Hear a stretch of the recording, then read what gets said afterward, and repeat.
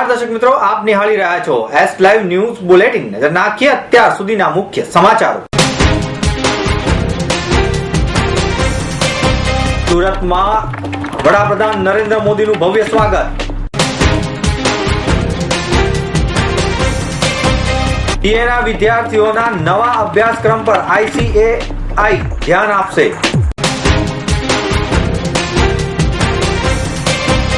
Gujarati film અભિનેત્રી જાનકી બોડીવાલાએ શહેરમાં max ફેશનના summer કલેક્શનની કરી રજૂઆત. Alpha college of engineering and technology દ્વારા આલ્ફા હેરિટેજ 2017નું આયોજન. વડાપ્રધાન નરેન્દ્ર મોદી 2 દિવસની ગુજરાતની યાત્રાએ ગઈકાલે પહોંચ્યા હતા. સુરત વિમાની મથકે પહોંચ્યા બાદ તેમનું ભવ્ય સ્વાગત કરવામાં આવ્યું હતું. ઓરિસ્સાના પાટનગર ભુવનેશ્વરમાં ભાજપ કારોબારીની બેઠકમાં હાજરી આપ્યા બાદ સીધા મોદી સુરત પહોંચ્યા હતા. ગુજરાતના મુખ્યમંત્રી વિજય રૂપાણી, નાયબ મુખ્યમંત્રી નીતિન પટેલ, ભાજપના વરિષ્ઠ નેતાઓએ તેમનું સ્વાગત કર્યું હતું. ત્યારબાદ મોદીનો ભવ્ય રોડ શો યોજાયો હતો, જેમાં મોટી સંખ્યામાં લોકો ઉમટી પડ્યા હતા. મોદી સુરત વિમાની મથકથી બહાર નીકળ્યા બાદ લોકોનું અભિવાદન ઝીલ્યું હતું. મોદીની ઝલક મેળવવા માટે લોકો પડાપડી કરી રહ્યા હતા. લોકોએ મોબાઈલમાં મોદીની એક ઝલકને કેદ કરી હતી. મોદીના ભવ્ય રોડ શોમાં બાઇકિંગ ક્વીન્સની મહિલાઓ જોડાઈ હતી. રોડની બંને બાજુએ લોકો મોટી સંખ્યામાં ઉમટી પડ્યા હતા. મોદી સુરત પહોંચતાની સાથે જ ભાજપ કાર્યકરોમાં ઉત્સાહનો માહોલ જોવા મળતો હતો. વડાપ્રધાનના રૂટ પર પહેલેથી જ સઘન સુરક્ષા વ્યવસ્થા કરી દેવામાં આવી હતી. આશરે 5000 જેટલા પોલીસ જવાનો તૈનાત કરાયા હતા, જેમાં અધિકારીઓનો પણ સમાવેશ થતો હતો. રોડ શો નો કાફલો સર્કિટ હાઉસ તરફ આગળ વધ્યો હતો.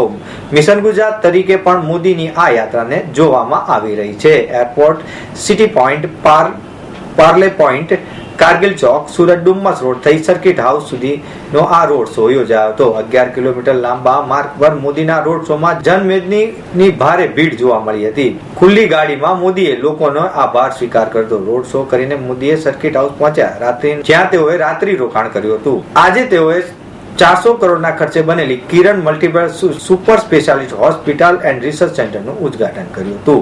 Modi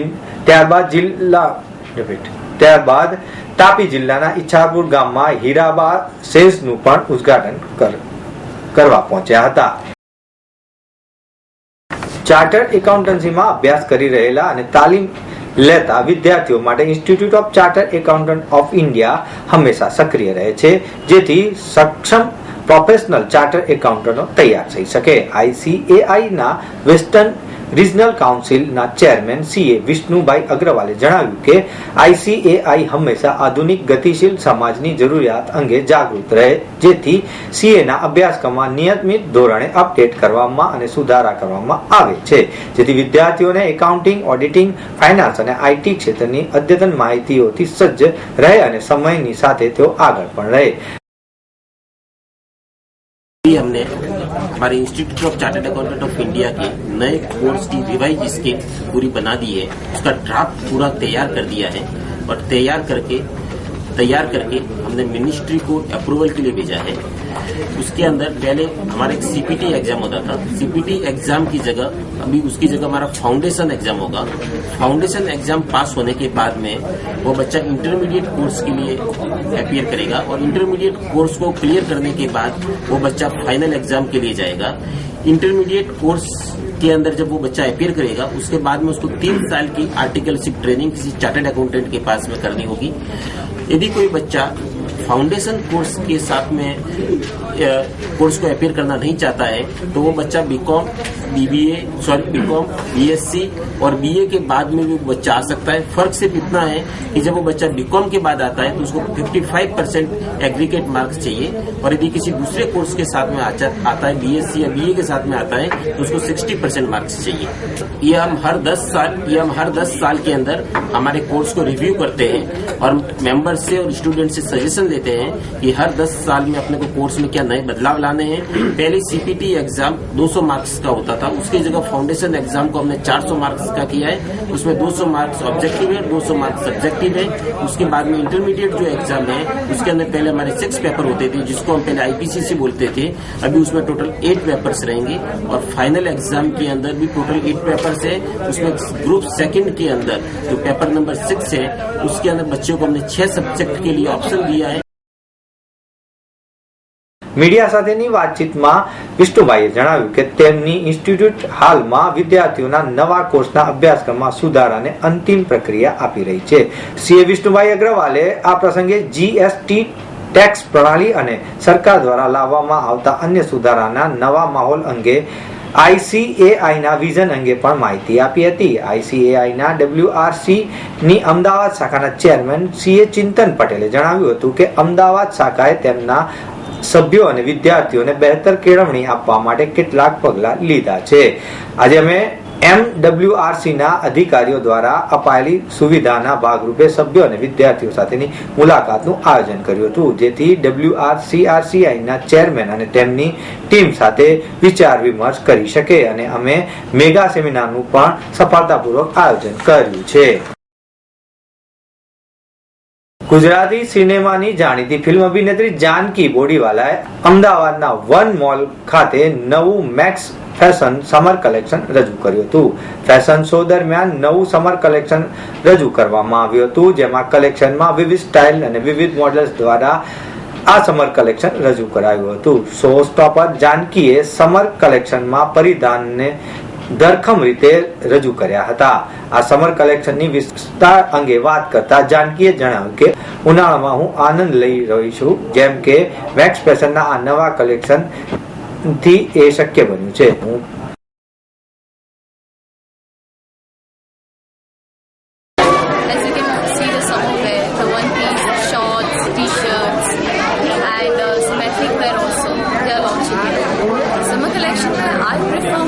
Shorts, clothes that are trendy, comfortable, fresh colors, cuts. I'll look at the cuts and everything.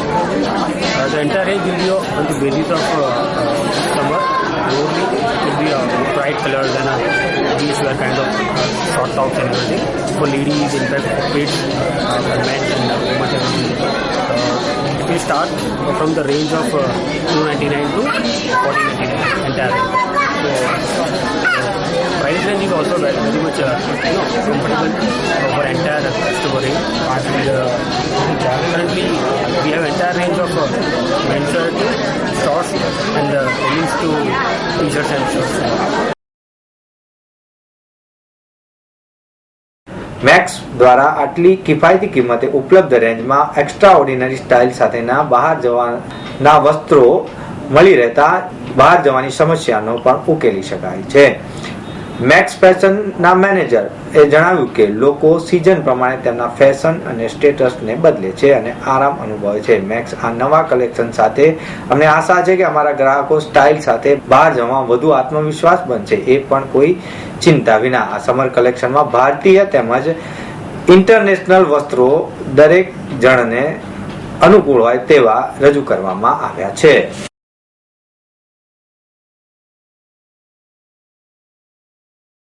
પૂરા વર્ષ દરમિયાન વિદ્યાર્થીઓના ભણતરના ભાર નીચે હોય ત્યારે વર્ષના અંતે ખાસ વિદ્યાર્થીઓમાં રહેલી યાદશક્તિ અને તેમને મનોરંજન પૂરું પાડવાના શહેરની સ્કૂલ ઓફ કોલેજના વાર્ષિક દિવસની ઉજવણી કરતી હોય છે. ત્યારે શહેરની જાણીતી technology college alpha college of engineering and technology દ્વારા પોતાના વાર્ષિક દિવસ આલ્ફા હેરિટેજ 2017નું આયોજન કરવામાં આવ્યું હતું.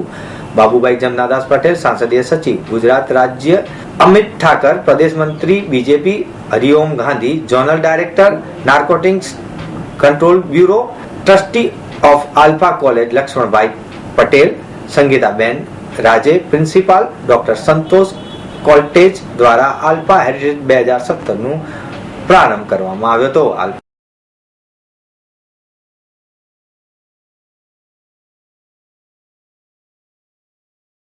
आज का ये आयोजन जो है अल्फा हेरिटेज 2017, ये एक स्टूडेंट्स की जो स्टडीज के साथ में जो उनकी एक्स्ट्रा करिकुलर एक्टिविटीज करने की क्षमता है वो दर्शाने के लिए एक स्टूडेंट को हमने प्लेटफॉर्म दिया हुआ है, जिसमें सिंगिंग, डांसिंग, फैशन शो, ऐसे सब कॉम्पिटिशन जो है ये परफॉर्मेंसेस जो है ये स्टूडेंट अपने तरफ से अपने आप अपने स्टडीज को संभाल के साथ में स्टडीज के साथ में करके इन्होंने किया हुआ है और जिसके लिए हमारा एक प्लेटफॉर्म है। और इसके साथ में हमारा जो भी पूरे साल में जो स्टूडेंट्स एकेडमिक एक्सेलेंस है जो आते हैं, स्टडीज में फर्स्ट सेकंड थर्ड आते हैं, स्पोर्ट्स में फर्स्ट सेकंड थर्ड आते हैं, इनके लिए हमारे फेलिसिटेशन और ट्रॉफीज और प्राइजेस का भी प्रोग्राम साथ में हमने रखा हुआ है। तो अभी क्या कि हर साल एक बैच पास आउट होती है तो स्टूडेंट अपने 4 साल की मेमोरीज जो है वो साथ में लेके जाए। इसके बाद में कोई एमई करने जाएगा, कोई अपना बिजनेस करेगा, कोई जॉब में जाएगा, तो कॉलेज के साथ में हमने जो 4 साल यहाँ बिताए हैं उसमें जो भी उन्होंने किया है वो एक प्रेजेंटेशन करने का हम उनको प्लेटफॉर्म भी देते हैं इस प्रोग्राम में अल्फा हेरिटेज 2017 में। કેન્દ્રીય અંશતા માટે રાખીએ છીએ કે આ છોકરાઓ 4 વર્ષનો અભ્યાસ કર્યો હોય, કોલેજ સાથેના સંપર્કો એમને કેળવ્યા હોય, આ કોલેજમાં શું પ્રાપ્ત કર્યું એને કંઈ મુશ્કેલી હોય તો રજૂ કરે અને બીજું કે સંસ્થાની કંઈ ભૂલ હોય તો પણ કહી શકે। એટલે આપણે ત્યાં જુદા પડીએ છીએ। અત્યાર સુધીમાં વિદ્યાર્થીઓ અમને ક્યારેય કોઈ પ્રશ્ન ઉભો કર્યો નથી, એ અમે આનંદ વ્યક્ત કરીએ છીએ અને વિદ્યાર્થીઓ સારું શિક્ષણ મેળવ્યું એ પણ એમનો આનંદ વ્યક્ત કરે છે।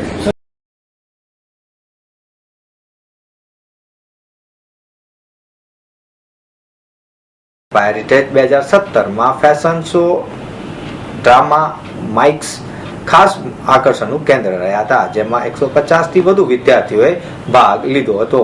આલ્ફા હેરિટેજ 2017 ફેશન શોએ લોકોનું ધ્યાન ખેંચ્યું હતું। આ ફેશન શોમાં કોલેજના જ વિદ્યાર્થીઓએ બોલિવૂડ અને વેડિંગ થીમ પર રેમ્પ વોક પણ કર્યું હતું। તે ઉપરાંત આલ્ફા કોલેજના વિદ્યાર્થીઓએ ઇન્ડિયન માઇમ ટ્રિબ્યુટ પણ આપ્યું હતું। વિદ્યાર્થીઓએ માઇમ દ્વારા દેશની આઝાદીથી લઈ અત્યાર સુધી દેશ માટે લડેલા ઘડવૈયાઓને સ્ટેજ પર જીવંત કર્યા હતા। આલ્ફા કોલેજના વિદ્યાર્થીઓ દ્વારા બેટી બચાવ નાટકનું ભવ્ય રીતે રજૂઆત કરવામાં આવી હતી, જેના લીધે લોકોની આંખમાં પાણી પણ આવ્યા હતા। તે ઉપરાંત આલ્ફા હેરિટેજ 2017 શિવ તાંડવ, રાજસ્થાની ઘુમર, તે ઉપરાંત સાયકલ ઇવેન્ટ એ ખાસ આકર્ષણ કેન્દ્ર રહ્યા હતા।